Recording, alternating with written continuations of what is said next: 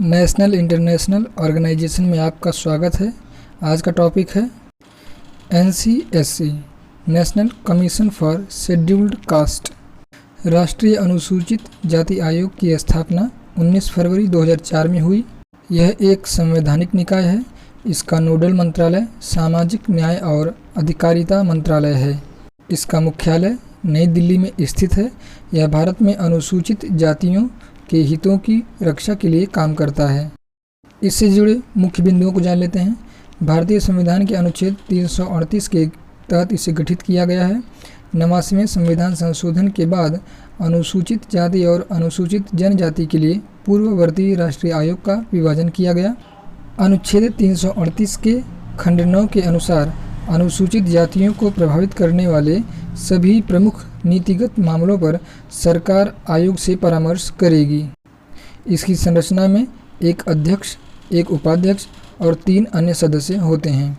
इसके वर्तमान चेयरमैन श्री विजय सांपला हैं। आइए जान लेते हैं इसके कार्य और जिम्मेदारियों के बारे में।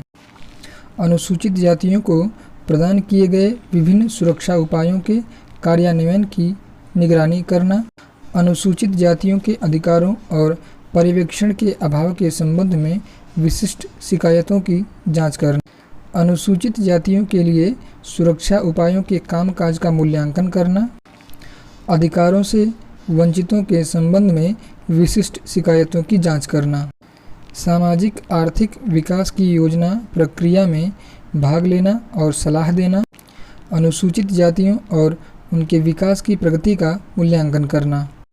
वर्ष 2018 तक इसे अन्य पिछड़े वर्गों के संबंध में भी कार्यों के निर्वहन करने का अधिकार था, जिसे वर्ष 2018 में 102वें संशोधन अधिनियम द्वारा इसे जिम्मेदारी से मुक्त कर दिया गया है। दीवानी न्यायालय के रूप में आयोग की शक्तियों के बारे में जान लेते हैं।